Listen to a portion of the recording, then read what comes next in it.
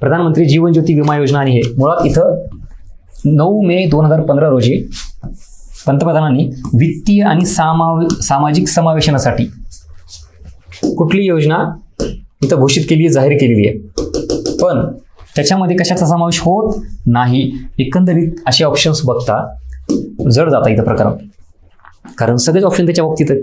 पण असंही नाही ना अ ब ब क डायरेक्ट ह्याच्यापैकी कुठला तरी एखादा ऑप्शन नाहीच आहे, तर कुठला नाही आहे हे तुम्हाला त्या योजनेचं वर्ष जरी कळालं तरी तुम्ही जिंकलात. मला सांगा 2015 जनधन योजनेचं वर्ष कुठले? मिळालं उत्तर. म्हणून बेसिक फॅक्ट जरी तुम्ही पाठ केले तर आयोगाचे अवघड प्रश्न किंवा हे असे कम्पॅरिझनवाले प्रश्न तुम्हाला सॉल्व्ह होतात.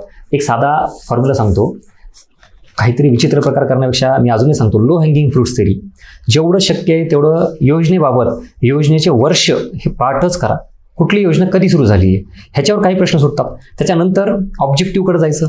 ऑब्जेक्टिव्हमध्ये ही अजून थोडं डिटेलमध्ये एखाद दोन वैशिष्ट्य करता आले तर बघायचे, पण टप्प्याटप्प्याने. पण पहिली प्रायोरिटी काय? योजनांचे वर्ष. त्यामुळे इथं तुम्ही जर बघितलात तर ऑगस्ट 2014ला जनधन योजनेची सुरुवात झाली आहे. डायरेक्टली ऑप्शन इलिमिनेट होतो हा, ज्याला वर्ष माहिती.